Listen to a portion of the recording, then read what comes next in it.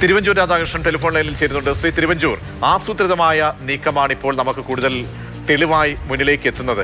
കാരണം ഈ 2019 വാതിൽപ്പാളി ഈ സമർപ്പണം ശബരിമലയിൽ ഉണ്ണികൃഷ്ണൻ പോറ്റി നടത്തുന്നത്.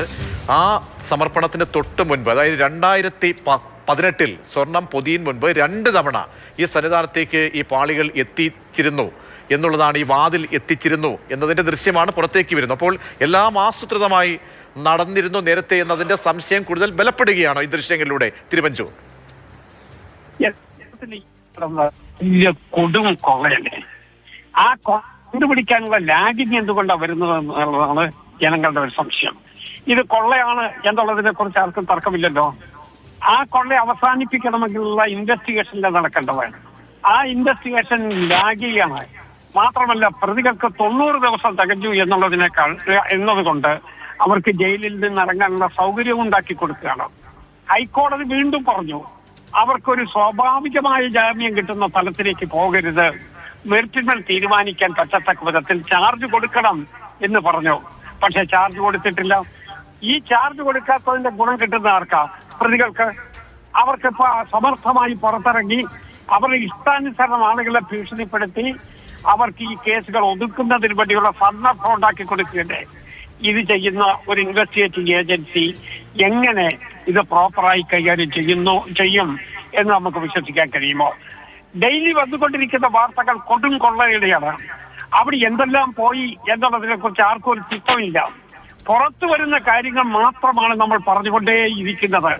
പക്ഷെ നൂറ്റാണ്ടുകളായി ശബരിമലയിൽ എത്തിയിട്ടുള്ള സാധനങ്ങൾ, അവിടെ കിട്ടിയിട്ടുള്ള കാഴ്ചവസ്തുക്കൾ, പ്രത്യേകിച്ച് സ്വർണ്ണമടക്കമുള്ള ലോഹങ്ങൾ, അതൊക്കെ എവിടെ എന്നൊരു ചോദ്യമില്ലേ? ജനങ്ങളെ അത് ബോധ്യപ്പെടുത്താൻ കഴിയണ്ടേ?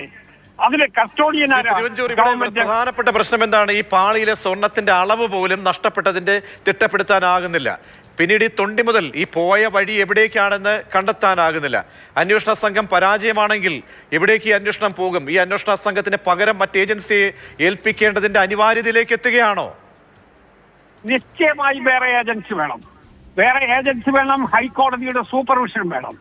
ഹൈക്കോടതി ഉള്ളത് കൊണ്ട് മാത്രമാണ് ഈ കള്ളത്തരം സത്യം പറഞ്ഞാൽ കുറെയൊക്കെ തടഞ്ഞു നിർത്താൻ കഴിയുന്നത്.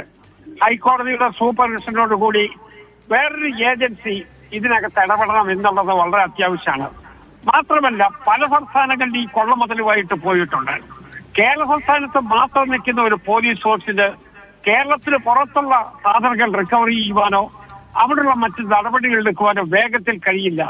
അതിനുള്ള പ്രോസസ്സിൽ കൂടെ മാത്രമേ സാധ്യമാവൂ. അതുകൊണ്ട് 3-4 സംസ്ഥാനങ്ങളെ ഒരുപോലെ ബാധിക്കുന്ന ഈ കൊള്ള മുതൽ അവിടെയെല്ലാം പ്രദർശിപ്പിക്കുകയോ അവിടെയെല്ലാം വീതം വെക്കുകയോ ചെയ്തിട്ടുള്ള കാര്യമായതുകൊണ്ട് സെൻട്രൽ ഏജൻസി തന്നെ ഈ കാര്യത്തിൽ അന്വേഷണം നടത്തിയേ മതിയാകൂ. ഹൈക്കോടതി അതിൽ ഉത്തരവിടണം എന്നുള്ളതാണ് എന്റെ അഭ്യർത്ഥന. ശരി, വളരെയധികം നന്ദി ശ്രീ തിരുവഞ്ചൂർ പ്രതികരിച്ചതിന്.